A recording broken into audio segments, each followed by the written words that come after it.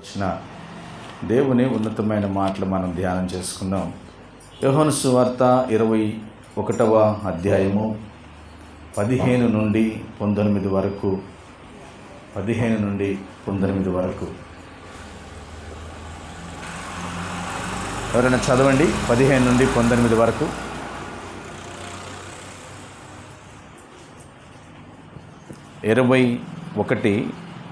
యోహాను సువార్త 21:15 నుండి 19 వరకు. చాలా స్పీడ్గా తీస్తున్నారు మీరు, మంచివాళ్ళు.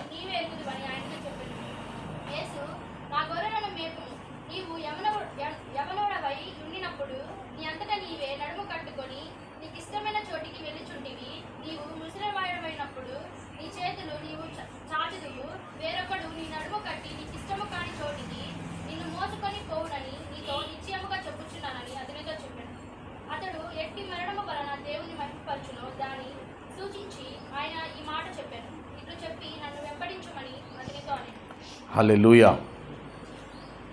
అందరం చెప్దాం హల్లెలూయా. యేసుక్రీస్తు వారు సూటిగా పేతురుతో మాట్లాడుతున్న మాటలు ఎప్పుడు అంటే, యేసుక్రీస్తు వారు మరణమును జయించి తిరిగి లేచిన తరువాత వారిని కలుసుకున్నాడు, వారితో మాట్లాడుతున్నాడు. ఏమని మాట్లాడుతున్నాడు? 3 సార్లు 3 విషయాలు పేతురుతో మాట్లాడాడు. పేతురు, నీవు నన్ను ప్రేమించుచున్నావా? ఒకసారి మీరు ఇళ్ళకెళ్ళి ఈ మాట ప్రయత్నం చేసి చూడండి. 3 సార్లు ఒక 2 నిమిషాలు గ్యాప్ ఇచ్చి అడగండి. మేబీ నువ్వు భర్తగా ఉంటే నీ భార్యని అడిగి చూడు, భార్యగా ఉంటే నీ భర్తను అడిగి చూడు, మీ పిల్లల్ని అడిగి చూడండి, మీ పిల్లలు తల్లిదండ్రులను అడిగి చూడండి ఎలా ఉంటుందో, మీ స్పందన ఎలా ఉంటుందో ఒకసారి మీరు గమనించండి. అది సౌండ్. ఇక్కడ యేసుక్రీస్తు వారు ఒకసారి అడిగినప్పుడు సమాధానం ఒక రకంగా ఉంది. రెండవసారి అడిగినప్పుడు సమాధానం మరొక రకంగా ఉంది. మూడోసారి అడిగేటప్పటికి పేతురు కొద్దిగా బాధ కలిగినట్లుగా, అది నీకు తెలియదా అన్నట్టుగా సమాధానం ఉంది. ప్రతిదానికి యేసుక్రీస్తు వారు జవాబిచ్చాడు. నా గొర్రెలను మేపుతావు, నా గొర్రె పిల్లను కాస్తావు, నా గొర్రెలను మేపుతావు. చివరగా యేసుక్రీస్తు వారు ఇంకొక మాట చెప్పాడు పేతురుతో. నువ్వు బాగా యవ్వన కాలంలో ఉన్నప్పుడు నువ్వు ఎక్కడికంటే అక్కడికి నడుం కట్టుకుని వెళ్తావు, దేవుని పని చేస్తావు. నీవు వృద్ధాప్యంలోకి వస్తావు, ముసలివాడు పోతావు. అప్పుడు నీ ప్రమేయం లేకుండా నిన్ను తీసుకుని వెళ్తారు. అప్పుడు దేవునికి మహిమ కలుగుతుంది. హల్లెలూయా. దేనికి ఈ మాట చెప్పాడంటే, ఆయన ఎట్టి మరణము పొందవలసి ఉన్నదో దేవునికి తెలుసు కాబట్టి. పేతురు ఎటువంటి మరణం పొందాడు అంటే, చివరిగా పేతురుని యేసుక్రీస్తు వలె సిలువ వేయాలనుకున్నారు. కానీ పేతురు, నేను యేసుక్రీస్తులాగా సిలువ మరణం పొందేంత గొప్పవాడిని కాదు, నన్ను తల్లకిందులుగా సిలువ వేయండి అన్నాడు. అంటే తల కిందగా కాళ్ళు పైగా నన్ను సిలువ వేయండి అని అన్నాడు. అంటే ఆయన జీవితంలో, అంటే యేసుక్రీస్తుని తెలుసుకున్న కాడి నుంచి, ఎప్పుడైతే యేసుక్రీస్తు వారు పేతురుని, ఇదిగో నీ వల విడిచి నన్ను వెంబడించు, నేను మనుషులు పట్టు జాలరిగా నేను చేస్తాను అన్న దగ్గర నుంచి కొంతకాలం మేబీ పేతురు సరిగా యేసుక్రీస్తు వారిని అర్థం చేసుకోవాలా. కొంత గ్రహింపు లేదు, ప్రేమ లేదు. ఎప్పుడంటే ఆయన శిలువ మరణానికి వెళ్ళేంత వరకు అబద్ధాలే ఆడుతూ ఉన్నాడు. కోపమే ఎవరికి? పేతురికి. పేతురు యేసుక్రీస్తు వారు 3 సార్లు ప్రేమిస్తున్నావా అని అడగడానికి కారణం, దానికి ముందు ఒకటి ఉంది. మీలో ఎవరైనా జ్ఞాపకం ఉండే చెప్పండి. పేతురికి యేసుక్రీస్తు వారికి 3 సార్లు అనే ఒక సందర్భం ఒకటి ఉంది. నేను నిన్ను విడిచిపెట్టినయ్యా అంటే, ఎందుకు అలాగ మాట్లాడతావు, నేను తెలియదు అని నువ్వు 3 సార్లు బొంగుతావు, అప్పుడు కొడుకు వస్తుంది అంటాడు. 3 సార్లు నేను ఎవరో కూడా తెలియదని చెబుతావు నువ్వు వెళ్ళి. అందుకే యేసుక్రీస్తు వారు మళ్ళీ 3 సార్లు అడిగాడు. పశ్చాత్తాపడ్డాడు. అప్పుడు తప్పు తెలుసుకున్నాడు. అయినప్పటికీ ఇక్కడ ఈ అధ్యాయంలో మనం చక్కగా 21వ అధ్యాయం పూర్తిగా ధ్యానిస్తే చాలాసార్లు మనం ధ్యానించాం. తాను చెడిన కోతి వనమంతా పాడు చేసింది అన్నట్టుగా పేతురు గారు ఏం చేశాడంటే, ఒరే ఆయన లేడు, చనిపోయాడు, మనకు కనపడట్లేదు, ఇంక నేను మళ్ళీ వెళ్ళి చేపలు పట్టుకుంటాను రా అని అన్నాడు. ఆయన వెళ్తున్నాను కానీ నువ్వే పెద్దవాడివి, నువ్వే చేపలు పట్టుకోవడానికి వెళ్తే ఇంక మేమేం చేస్తాం, మేము కూడా వస్తాం రా అని చెప్పి ఆయనతో పాటు ఒక 4-5 చేపలు పట్టుకోవడానికి వెళ్ళిపోయారు. ఆ సందర్భం తర్వాతే యేసుక్రీస్తు వారు మాట్లాడుతున్నారు. కానీ వెళ్ళారు, పాపం పట్టారు. ఋతుమ్మ చేపలు పడ్డాయా? పడలా. యేసుక్రీస్తు వారు వచ్చి ఒక చక్కటి మాట అడిగాడు. ఏం పేతురు గారు బాగా కష్టపడుతున్నట్టున్నారు, ఏమైనా ఉందా నాకు తినడానికి మీ దగ్గర అన్నాడు. నేను చెప్పిందేమో వేరు, నువ్వు చేసేది వేరు. సరే చాలా కష్టపడ్డావు, మరి నాకు ఆకలిగా ఉంది, నాకు పెట్టడానికి నీ దగ్గర ఏమైనా ఉందా అని అన్నాడు. అయ్యా ఏం లేదయ్యా, రాత్రి అంతా చాలా కష్టపడ్డాం, ఒకటి కూడా పడలేదు. అరే నీకు బాగా తెలుసు కదా, గలిలయ సముద్ర తీరమంతా నువ్వు జల్లించిన వాడువు కదా, నీకు చేపలు ఎక్కడుంటాయో కూడా తెలుసు కదా, ఎందుకని పడలేదు? ఎందుకంటే దేవుడు ఒక మాట చెప్పినప్పుడు ఆ మాటని చేయటానికి తల వంచి మనం ముందుకు సాగాలి, కానీ దాన్ని పక్కనేసి ఏదో పని చేసుకుందాం అనుకుంటే ఆ పనిలో నాకు ఎవరికీ విజయం రాదు. ఇది సత్యం. హల్లెలూయా. ఎవరికి రాదు. విజయంలాగా అనిపిస్తుంది, జీవనం సాగుతూ ఉంటుంది, కానీ అది విజయం అయితే కాదు. పేతుర్ని దేవుడు ఏమన్నాడంటే, నిన్ను మనుషులు పట్టు జాలరుగా చేస్తాను అన్నాడు, కానీ చేపలు పట్టే జాలరుగా చేస్తాను అని అనలా. అంటే ఆ క్షణమే, యేసుని వెంబడించడానికి తీర్మానించుకున్న క్షణమే తన నైపుణ్యత ఏమైపోయింది? నీరుగారిపోయింది.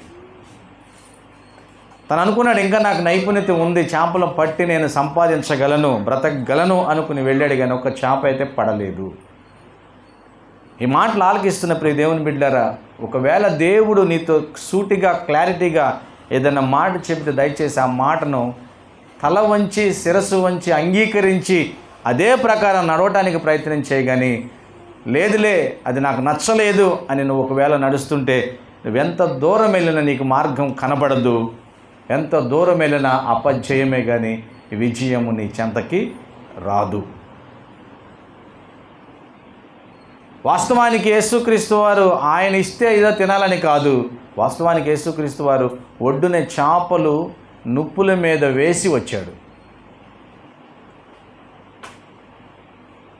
వాళ్ళు చేపలు పట్టిన తర్వాత, యేసుక్రీస్తు చెప్పిన ప్లేస్లో పట్టిన తర్వాత బయటకు వచ్చిన తర్వాత, మీ చేపలు కొన్ని తీసుకురండి, ఆల్రెడీ నేను ఇక్కడ మీకోసం సిద్ధపరిచాను అన్నాడు. దేవునికి మహిమ కలుగునుగాక. సర్వశక్తిమంతుడైన దేవుడు తినటానికి ఏమి లేక కాదు నిన్ను అడుగుతుంది, అసలు నువ్వేం చేయగలవో తెలుసుకోవటానికి, నీ ప్రేమ ఆయన పట్ల ఎంత ఉందో అర్థం చేసుకోవడానికి. అందుకే ఈరోజు నీతో అడుగుతున్నాడు, నిన్ను అడుగుతున్నాడు, నీవు నన్ను ప్రేమిస్తున్నావా? మళ్ళా కొంత సమయం ఆగి మళ్ళీ అడుగుతున్నాడు, నీవు నన్ను ప్రేమిస్తున్నావా? నేను అందుకే ఇంటికి వెళ్ళిన తర్వాత ప్రయత్నం చేయండి అన్న. ఖచ్చితంగా గొడవలు అవుతాయి భార్యాభర్తలకి. ఇలా 2 నిమిషాలు గ్యాప్ ఇచ్చి అడిగావంటే ట్రై చేయవు అనిత ఒకసారి. ఏమంటారు తెలుసు, ఎందుకు అంత తీక్షణంగా అడుగుతున్నావు, నన్ను ఏదో అనుమానిస్తున్నట్టుండగా నువ్వు అంట. భర్త భార్యని అంటారు, భార్య భర్తని కూడా ఎందుకు ఇన్నిసార్లు అడుగుతున్నావు, ఏం చూసావు నాలో, కిల్లి గజ్జాలు పెట్టుకోవటం అంటే అంతే కదా, ఏం చూసావు నాలో, మళ్ళా ఎందుకు అడుగుతున్నావు, నీకు తెలియదా, నేను నిన్ను ప్రేమిస్తున్నాను నీకు తెలియదా. ఇదే మాట అన్నాడు పాపం పేతురు గారు, ఏమనలా. ఇక్కడ మనం ఈరోజు ధ్యానించే మాటలు ఏంటంటే, నిజమే దేవుణ్ణి మనం ప్రేమిస్తే మన జీవితంలో ఏం జరుగుతుంది, దేవుణ్ణి మనం ప్రేమిస్తే మన జీవితం ద్వారా దేవుడు ఏమి చేయగలడు, మన జీవితం చివరిలో మన మరణం ద్వారా కూడా దేవుడు మహిమ పొందగలడు. హల్లెలూయా. పేతురు దేవుణ్ణి ప్రేమించాడు కనుక అప్పటి నుంచి పేతురు యొక్క జీవన శైలి కానీ పేతురు యొక్క పరిచర్య కానీ ఎంత ఉన్నతంగా ఉందో మనం గమనించగలం. అందుకే పేతురుని అడుగుతున్నారు, నువ్వు 3 సార్లు అబద్ధం ఆడావు, నేను తెలియదని. ఆ పక్కన అమ్మాయి అంది, ఇక మన రాజేష్ లాంటి అమ్మాయి అంది, లేదు లేదు నువ్వు యూదుడవు కదా, నీవు అక్కడ ఆయన చెవి నరికేటప్పుడు నేనున్నా, ఆ చెవి నువ్వు నరికేవు చూడు, ఆ నరికించుకున్న వాళ్ళ బంధువురాలు నేను, నువ్వు నాకు అబద్ధం చెబుతున్నావేంది అందా అమ్మాయి. లేదు లేదు లేదు నువ్వెవరు అసలు నాకు తెలియదు, యేసు ఎవరో తెలియదు నాకు అన్నాడు. అట్లా అబద్ధం 3 సార్లు అడిగాడు. అందుకే 3 సార్లు యేసు ప్రభు వారు, పేతురు నన్ను ప్రేమిస్తున్నావు. అక్కడి నుంచి తన జీవితం మారిపోయింది.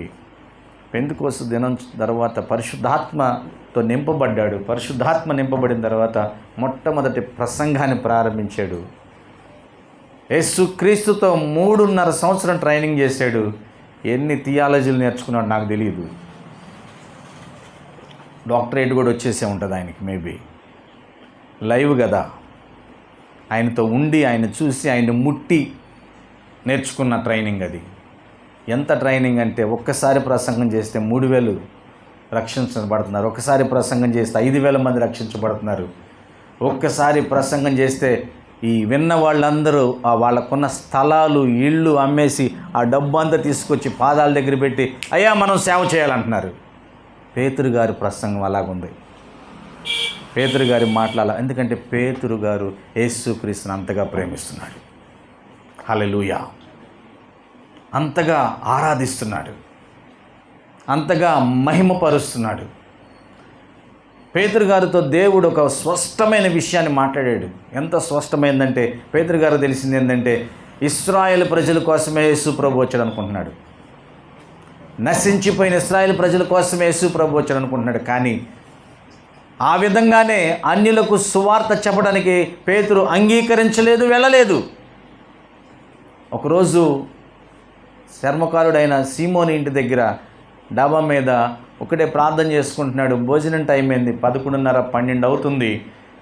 భోజనం రెడీ అయిందేమని చెప్పి, అమ్మ భోజనం రెడీ అయిందా అని అన్నాడు.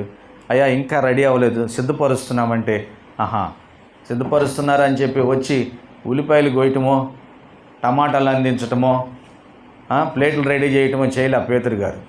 మేబీ ఈ మధ్యలో మనం అలాగనే చేస్తున్నాం, తొందరగా చేయి అందిస్తే తొందరగా పెడతారనే ఉద్దేశంతో.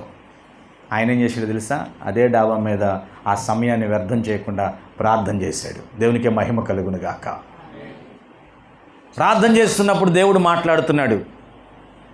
4 అంచులు పట్టుకుని ఒక దుప్పటి వంటి పాత్ర ఆయన దగ్గర దిగటం, భూమి మీద ఉన్న చతుష్పాద జంతువులు, పాకే పురుగులు, అవన్నీ ఒక సముద్రములో ఉన్న జాతి తప్ప మిగిలినవన్నీ ఆ పాత్రలో ఉన్నట్టుగా కనపడి పేతురుని అంటున్నాడు, ప్రభు అంటున్నాడు ఒక స్వరంతో, అవన్నీ చంపుకు తిను అంటున్నాడు. ఏమంటున్నాడు ఇర్మియా? సరే ఇంకొచ్చు చక్కగా ప్రాపర్ సిట్ రైట్, చంపుకుని తిను అంటున్నాడు. అతను చాలా బహునిష్ట కలిగిన యూదుడు. పుట్టినది మొదలుకొని నిష్ట లేకుండా జీవించిన వాడు కాదు, అపవిత్రంగా జీవించిన వాడు కాదు. ఏనాడు వెజ్నే తిన్నాడు కానీ నాన్ వెజ్ని పట్టుకోలే. అంత భక్తిపరుడు. ఏంటయ్యా నన్ను చంపుకుని తినమంటున్నావు, ఇవి నిషిద్ధమైనవి కదా అని అంటున్నాడు. అప్పుడు అన్నాడు, నేను పరిశుద్ధపరిచిన వాటిని నువ్వు నిషిద్ధమైన అంటున్నావు. అర్థం కాల పేతురికి. ఆ తర్వాత అర్థమైంది, ఆయన కోసం కొందరు వచ్చారు, ఆయన కోసం కొందరు వచ్చారు సువార్త చెప్పడానికి, తీసుకెళ్ళడానికి. వాళ్ళు ఎవరు అంటే వాళ్ళ అన్యులు. ఓహో, నేను అందరి దగ్గరికి వెళ్ళాలి, అందరికీ సువార్త చెప్పాలని అప్పుడు అర్థమైంది. ఆ తర్వాత స్టేట్మెంట్ ఇస్తున్నాడు అపోస్తలుల కార్యములు 10:36 యేసు క్రీస్తు అందరికీ ప్రభువు. హల్లెలూయా. అది పేతురు ఇచ్చిన స్టేట్మెంటు. నేను అనుకున్నా యేసు క్రీస్తు వారు ఇశ్రాయేలుకే ప్రభు అనుకున్నా. కాదు, సర్వలోకానికి ప్రభు ఆయన. ఎలా గ్రహించాడంటే పేతురు యేసుక్రీస్తుని అంతగా ప్రేమిస్తూ ఉన్నాడు. హల్లెలూయా. అంతగా ఆరాధిస్తూ ఉన్నాడు, అంతగా మహిమపరుస్తూ ఉన్నాడు. ప్రియదేవుని బిడ్డలారా, అల్లదిటీరా. ఈరోజు నీవు నేను కూడా యేసుక్రీస్తుని ప్రేమిస్తే నీ జీవితం, నా జీవితం ఎలా మారుతుందో కొందరి భక్తుల జీవితం ద్వారా మనం తెలుసుకోవచ్చు. ఇప్పుడు మనం పేతురు జీవితాన్ని చూసాం. ఎంత గొప్ప పరిచర్య అంటే పేతురు ఈ మార్గాన్ని వెళ్తుంటే సూర్యుడిని చూసి ఎటు పడుతుంది నీడ, పేతురు నీడ అని చెప్పి ఆ నీడ వైపుని రోగాలతో ఉన్న వారి మంచాలను తీసుకొచ్చి పెట్టేవాళ్ళంట. ఆ నీడ పడితే చాలు లేచి నిలబడేవాళ్ళు వాళ్ళందరూ. హల్లెలూయా. అంత గొప్ప శక్తితో నింపబడ్డాడు. కారణం ఏం తెలుసా? పేతురు దేవుణ్ణి అంతగా ప్రేమించాడు. హల్లెలూయా. ఈరోజు మన జీవితంలో చాలా విషయాలు ఇంకా జరగకుండా ఆగిపోతున్నాయి. ఎందుకంటే నువ్వు యేసుక్రీస్తుని కాదు ప్రేమిస్తుంది, మిగిలిన వాళ్ళన్నింటినీ ప్రేమిస్తున్నావు. యేసుక్రీస్తుని నువ్వు ఎంతగా ప్రేమిస్తావో నీ జీవితంలో ఏది జరగాలో అది జరిగించగలిగిన దేవుడు మన దేవుడు. ఆమేన్. హల్లెలూయా. చూడండి ఒకసారి దానియేలు గ్రంథం 6వ అధ్యాయం 10వ వచనం. దానియేలు గ్రంథం 6వ అధ్యాయం 10వ వచనం ఒకసారి చదవండి.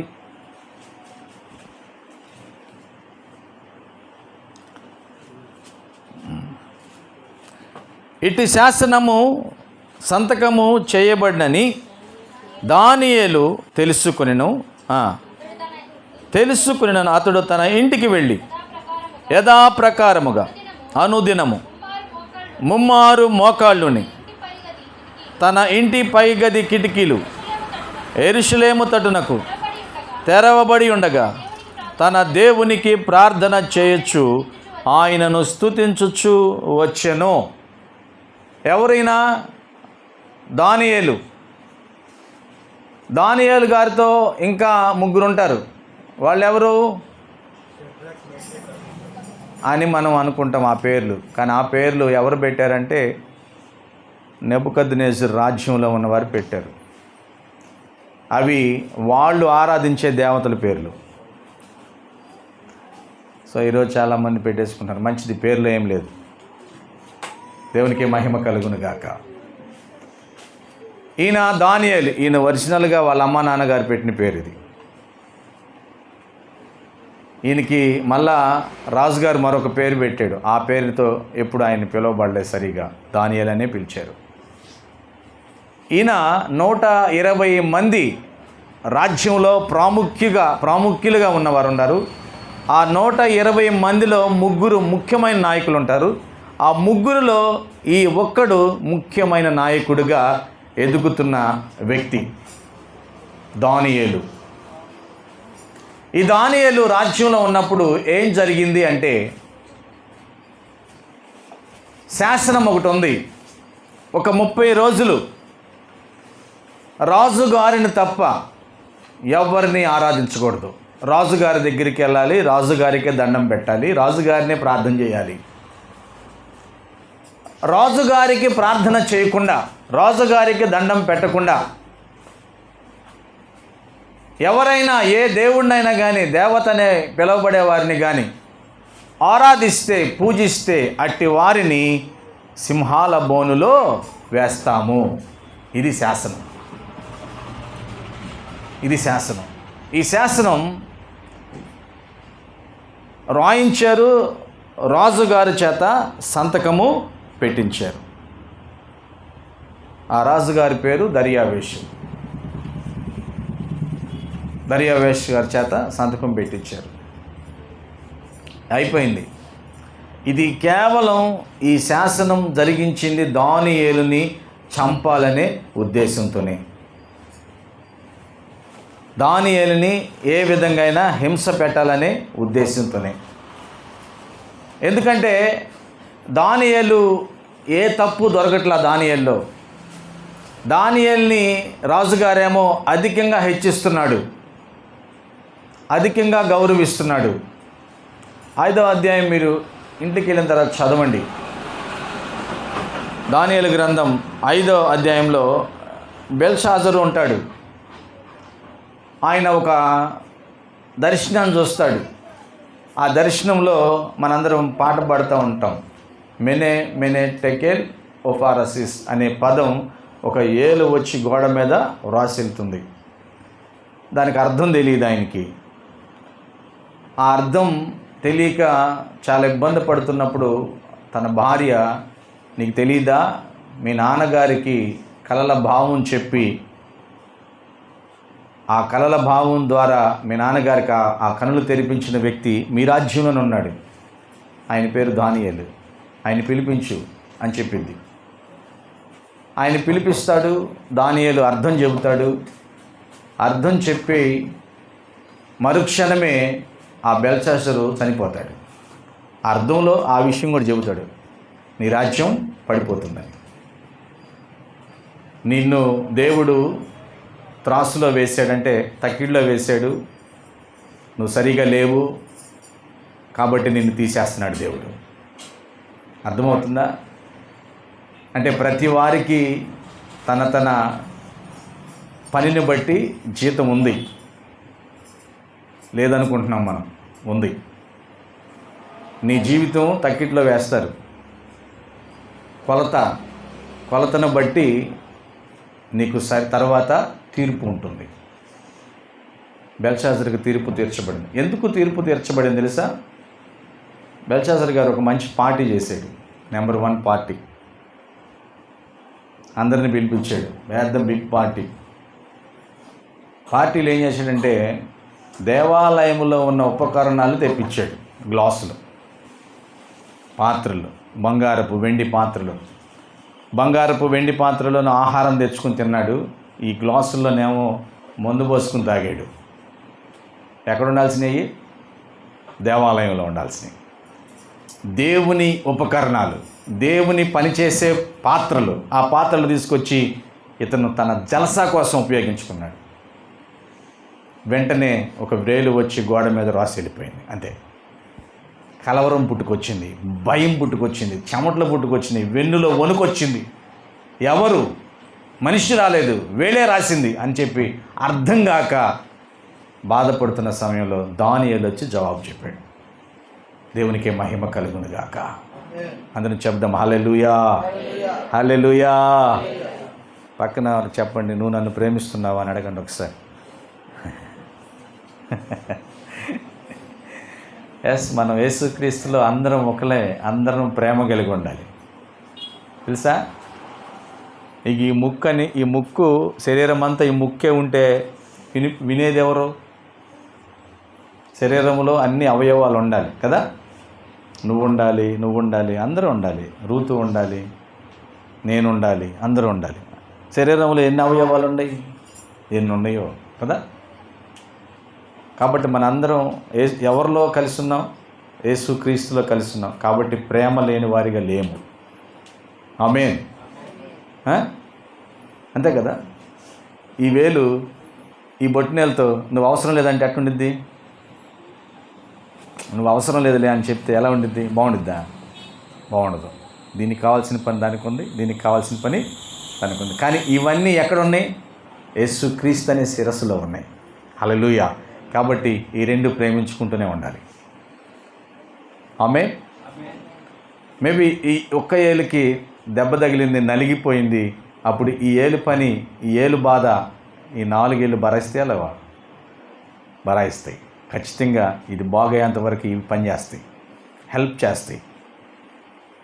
కాబట్టే పక్క వాళ్ళతో చెప్పండి, నేను నిన్ను ప్రేమిస్తున్నాను. హల్లెలూయా. అర్థమైందా? మనందరం యేసుక్రీస్తులో ఉన్నాం. అప్పుడు చెప్పాడు దానియేలు, ఆయన్ని ఒక గొప్ప నాయకుడిగా మార్చాడు బెల్షాజరు. తర్వాత దర్యావేష్ గారు వచ్చారు. దర్యావేష్కి చరిత్ర మొత్తం తెలుసు. నెబుకద్నెజరు కానించి ఏం జరుగుతుందో కొంత చరిత్ర తెలుసు. ఈ దానియేలు, షడ్రక్, మేషకు ఎవరో తెలుసు, వాళ్ళ యొక్క దేవుడు ఎవరో తెలుసు, వాళ్ళు ఎంత ఉన్నతమైన వాళ్ళో తెలుసు, వాళ్ళు దేవుణ్ణి ఎంతగా ప్రేమిస్తారో తెలుసు. కాబట్టి దర్యావేష్కి దానియేలు అంటే బహు ప్రేమ, దానియేలు అంటే భలే ఇష్టం. కాబట్టి దానియేలుని ఎప్పుడు దర్యావేష్ ఏమన్నవాడు కాదు. కానీ కొంతమంది ఆ రాజ్యంలో ఉన్న కల్దీలు, మాదీలు వచ్చి దర్యావేషు చేత ఈ సంతకాన్ని చేయిస్తారు. ఎందుకు? దానియేలుని విరికించాలని, దానియేలుని చంపేయాలని. దానియేలు ఘనత పొందటం వాళ్ళకి ఇష్టం లేదు. కారణం ఏం తెలుసా? అతడు యూదుడు, అతడు ఇశ్రాయేలు ప్రజల్లో ఉండవలసిన వ్యక్తి, అతడు బానిసగా ఉండవలసిన వ్యక్తి.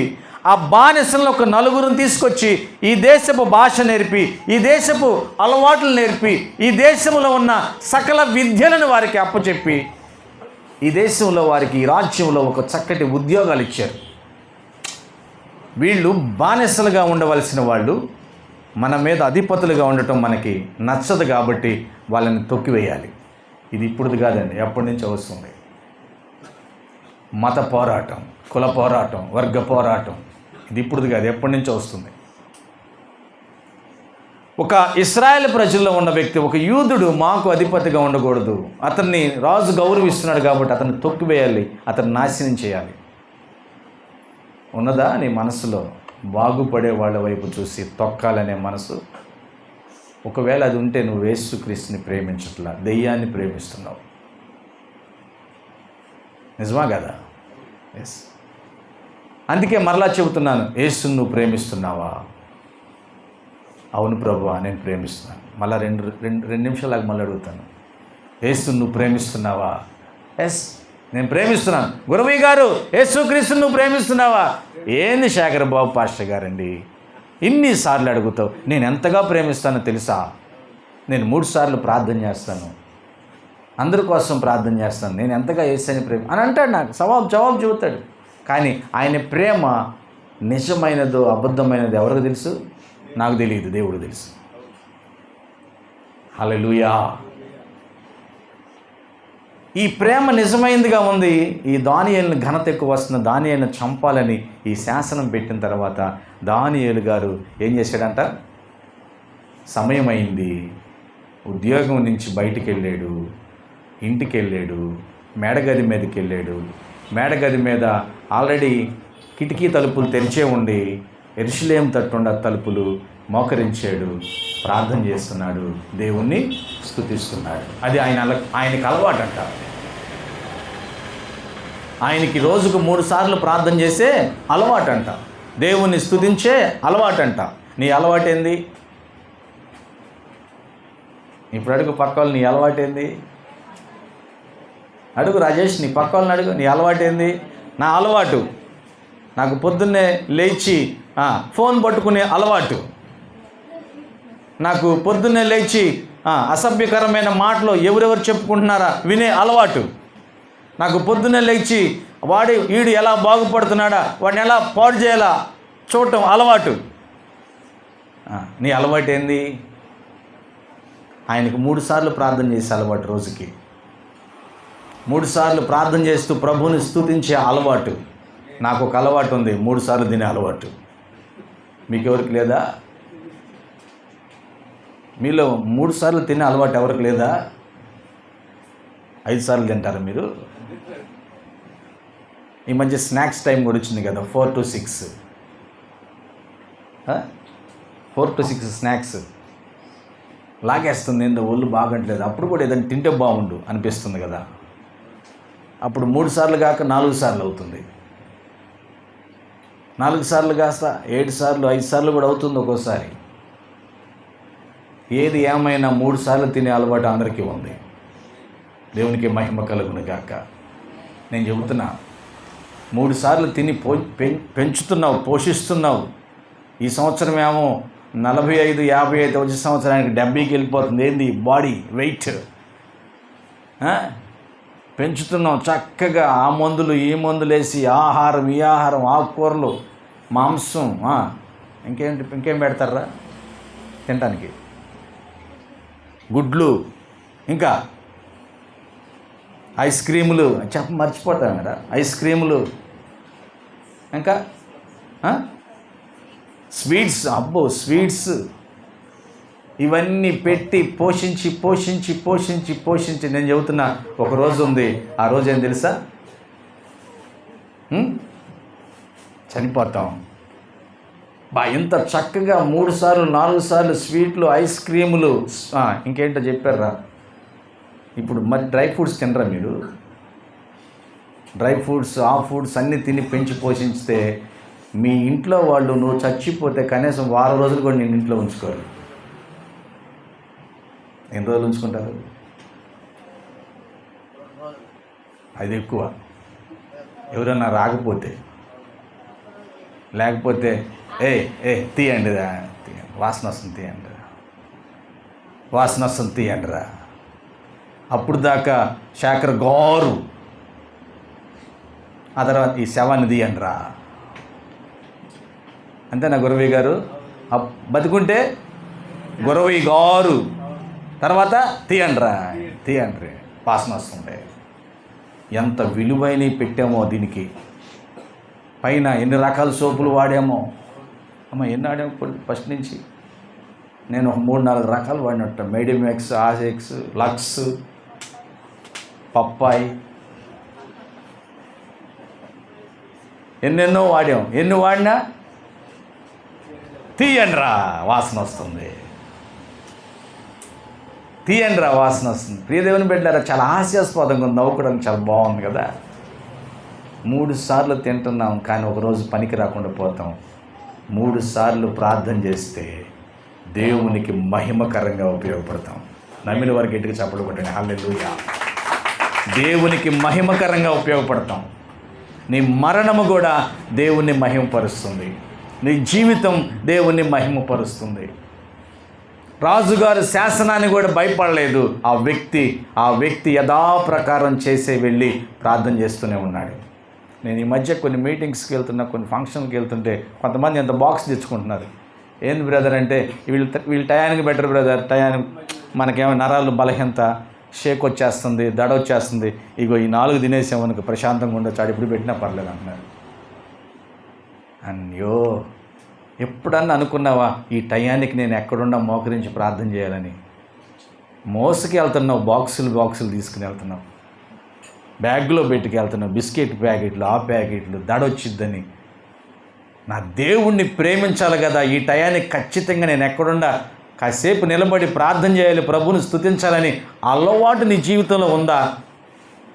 లేదు. కారణం ఏంటంటే నువ్వు దేవుణ్ణి ప్రేమించట్లా. నమ్మిన వారు చెప్పండి ఇప్పుడు హల్లెలూయా. ఒక భార్య ఇంటికాడే ఉంది, భర్త దూరంగా వెళ్ళాడు. మేబీ పని అడావుడిలో ఒక రోజంతా ఫోన్ చేయకుండా రెండో రోజు ఫోన్ చేస్తే సమాధానం ఏం చెప్పింది మీ భార్య? నిన్నంత ఏమైంది, గుర్తురాలా? ఇది ఆ ప్రేమ. ఏమండి, 22-25 సంవత్సరాల తర్వాత పెళ్లి చేసుకుంటాం, తర్వాత బ్రతికి కలిసి ఉన్నంతకాలం కలిసి జీవిస్తాం. మధ్యలో నేను చెబుతున్నా, మధ్యలో వచ్చింది, కానీ జీవితం అంతం వరకు ఉంటుంది. కానీ మొదటి నుంచి నీతో ఉన్న వ్యక్తి, మొదటి నుంచి నిన్ను ప్రేమిస్తూ, మొదటి నుంచి నీ జీవితం బాగుపడాలని, నువ్వు శాపగ్రస్తుడిగా, పాపానికి దాసుడిగా అవ్వకుండా పరలోక రాజ్యంలో వారసుడిగా ఉండాలని నీకోసమే పరమును విడిచి భూమి మీదకి వచ్చి, నీకోసమే ఆయన జీవితాన్ని ధారపోసి, నీకోసమే శిలువలో రక్తము చిందించి మరణించి పాతి పెట్టబడి తిరిగి మృత్యుంజయుడిగా లేచి ఇప్పుడు నీకోసమే రాబోతున్న ఆ యేసు కోసం నువ్వేం చేస్తున్నావు? ఎన్నిసార్లు ఫోన్ చేస్తే యేసయ్యకి? ఎంతమంది ఈరోజు ఉదయం లేవగానే ప్రార్థన చేయగలిగారు? హల్లెలూయా. అలవాటు చేసుకోండి. ప్రార్థన చేయడానికి చాలా విచిత్రమైన పరిస్థితులు ఏం చేయాల్సిన, నువ్వు లేచి ఆ పక్క మీద పక్క దిగి మోకాలు చేయి, మోకాళ్ళే దేవానికి స్తోత్రం. అలవాటు చేసుకో. ఈ దినం బ్రతకమని నాకు అవకాశం ఇచ్చావు దేవా, నీకు స్తోత్రం. దేవుడు బ్రతకమంటేనే బ్రతుకుతున్నాం, లేకపోతే పోతాం, సందేహం లేదు. ఇర్మియా నిజమా కదా? నిజమే. ఈరోజు తారీఖు ఎంత? నవంబర్ 23 నవంబర్ 23 2025 సంవత్సరం. దేవుడు నిన్ను బ్రతకమన్నాడు అంతే. హల్లెలూయా. నాకు తెలియదు నవంబర్ 24 2025 మనం బ్రతికుంటామో లేదో నాకు తెలియదు. ఆకాశంలో ఉన్న ఒక స్టార్ రాలి చీరాల మీద పడితే అయిపోయినట్టే. చుట్టుపక్కల 15 కిలోమీటర్ల వరకు ఏం కనపడదు. ఏమేమి అర్థమవుతుందా? మరి ఏంటి నీ అలవాటు? దానియేలుకు 3 సార్లు ప్రార్థన చేసే అలవాటు. రాజుగారి దగ్గరే ఉంటున్నాడు, రాజుగారు వద్దన్న ప్రార్థన చేస్తున్నాడు. హల్లెలూయా. వెంటనే కొందరందరూ బయలుదేరి వెళ్ళి, రాజుగారు మీరు చెప్పారు కదా, సంతకం పెట్టారు కదా, ఇతను ప్రార్థన చేయట్లేదండి, ఇతను మీ దగ్గరికి వచ్చి మొక్కట్లేదండి, మీకు దండం పెట్టట్లేదండి. ఎవరైనా? దానియేలండి. దానియేలా? అయ్యయ్యో, చాలా బాధపడ్డాడు రాజుగారు. దర్యావేష్ చాలా బాధపడ్డాడు, హృదయంలో నొచ్చుకుంది ఆయనకి. ఏం చేయాలి? దానియేలును రక్షించాలి. ఎలాగట మీరు తర్వాత చదవండి, సమయం తక్కువ కాబట్టి నేను మీకు అర్థమయ్యే రీతిలో స్టోరీలా చెబుతున్నాను. దానియేలు తనను కాపాడాలని ప్రయత్నం చేశాడంట. మళ్ళీ సాయంకాలం వెళ్ళారు వీళ్ళు. ఏంటి దానియేలు గురించి ఏం ఆలోచించావు? నువ్వు ఒకసారి సంతకం పెట్టిన తర్వాత, శాసనం వచ్చిన తర్వాత దాన్ని ఆపడానికి ఏ హక్కు లేదు. తెలుసా నీకు ఈ విషయం? అర్థమవుతుందా? రాజుగారు సీలు వేస్తే అది జరిగిపోవాలి, నువ్వెందుకు ఆపావు అనగానే దానియేలు, రాజుగారికి భయం వేస్తుంది. అయితే పిలిపేయండి దానియేలుని అన్నాడు. కొంతమందిని పిలిపించాడు. దానియేలుని తీసుకెళ్ళి సింహపు బోనులో వేసేశారు. దర్యావేష్ నిద్ర పట్టట్లా.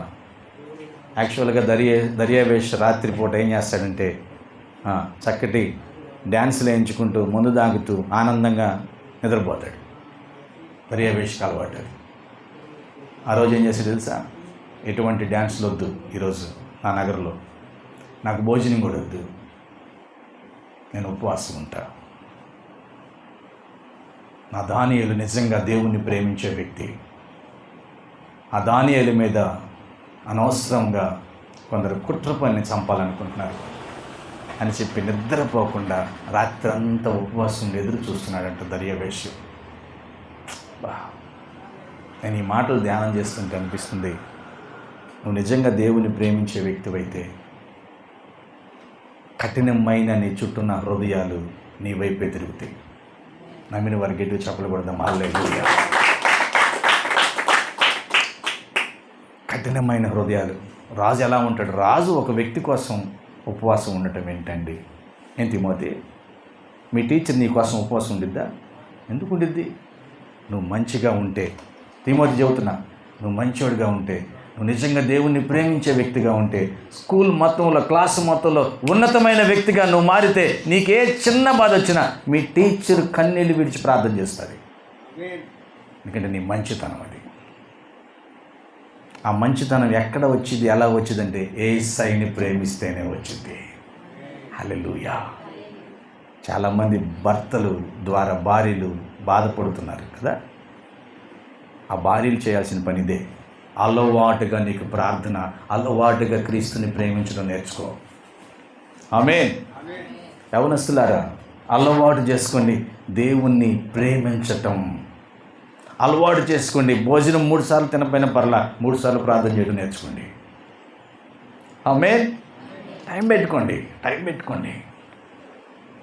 అలవాటు అవ్వాలి. అది ప్రార్థన అలవాటు అవ్వాలి, వాక్యం అలవాటు అవ్వాలి. దీన్ని పెంచి పోషించడం ఏమైపోయింది తెలిసి, ఇది పురుగులు పట్టిద్ది, తీసి పడేయమంటారు. కానీ ప్రార్థన అలవాటు చేసుకుంటే దేవుని మహిమలో, దేవుని రాజ్యంలో నిశ్చయంగా మనం ఉంటాం. ఆమేన్.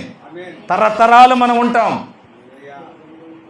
ఏది ముఖ్యం అప్పుడు? 3 సార్లు తినడం ముఖ్యమా, 3 సార్లు ప్రార్థన చేయడం ముఖ్యమా? హల్లెలూయా. 3 సార్లు ప్రార్థన చేయడం ముఖ్యం. నిత్యం దేవుణ్ణి స్తుతించడం ముఖ్యం. తెల్లవారిందంట, పొద్దున్నే వెళ్ళాడు, గృహ దగ్గరికి వెళ్ళాడు దర్యావేష్. గృహ దగ్గరికి వెళ్ళి అంటున్నాడు, జీవము కలిగిన దేవుని సేవకుడమైన దానియేలు అంటున్నాడు. హల్లెలూయా!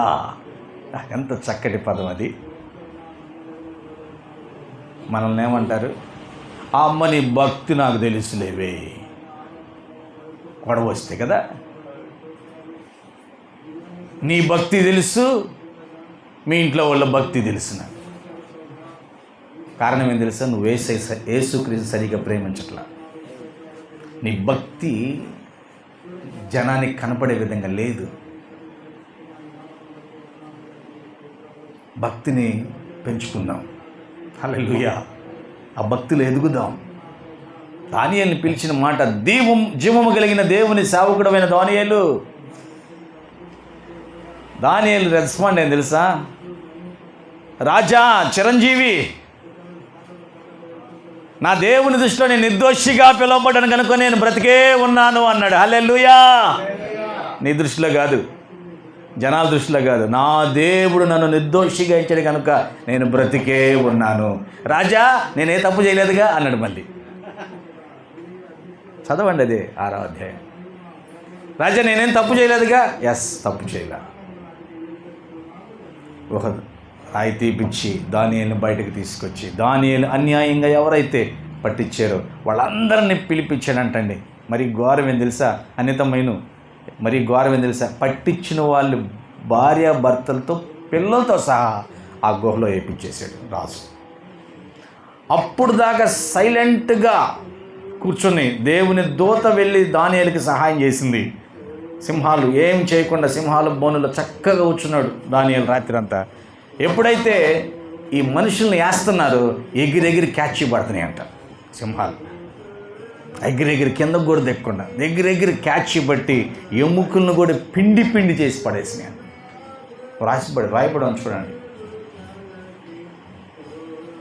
దానియేలు గురించి దర్యావేష్ అంటున్న గొప్ప సాక్ష్యం, దానియేలు ఆరాధించే దేవుడు జీవము కలిగిన దేవుడు. గిడి చెప్పులు కొడతాం. హల్లెలూయా!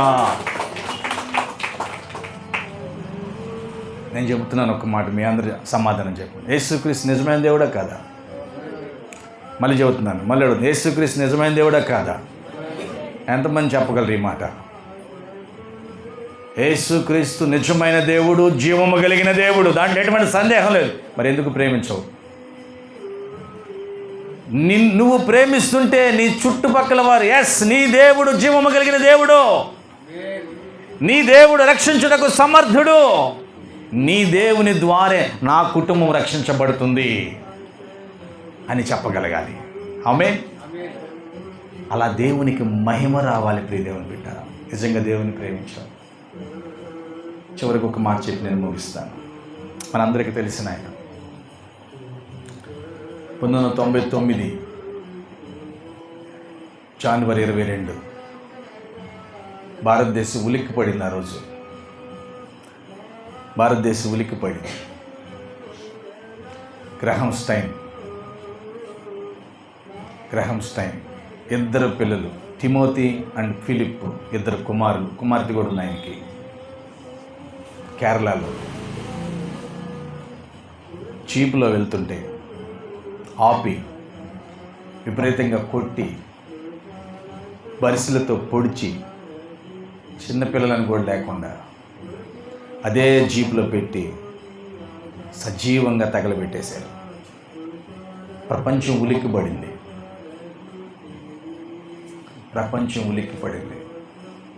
ఆయన చేసిన నేరం ఏం తెలుసా? ఆయన చేసిన ఘోరం ఏం తప్పేం తెలుసా? కేరళ రాష్ట్రంలో అన్నగారిపోయిన కుష్టు వ్యాధులను సైకిల్ మీద వెళ్ళి తీసుకొచ్చి ఒక చాటకు తీసుకొచ్చి వాళ్ళు గాయాలు కడిగి వాళ్ళకి సేవ చేసి వాళ్ళకి భోజనాలు పెట్టి, చిన్నపిల్లలు రాజేష్, తిమోతి చాలా చిన్నవాడు, ఫిలిప్ చాలా చిన్నవాడు. ఆ వయసులోనే ఫిలిప్, తిమోతి వాళ్ళకి సేవ చేసేవాళ్ళు, చిన్నపిల్లలు. ఆ సేవ చేస్తున్న వారిని, అంటే దేవుణ్ణి ప్రేమిస్తున్న వారిని, యేసుక్రీస్తు ప్రేమ చూపిస్తున్న వారిని కొంతమంది మతోన్మాదులుగా పిలువబడుతున్నారు, మత పిచ్చిలో జీవిస్తున్న వాళ్ళు అన్యాయంగా చంపేశారు.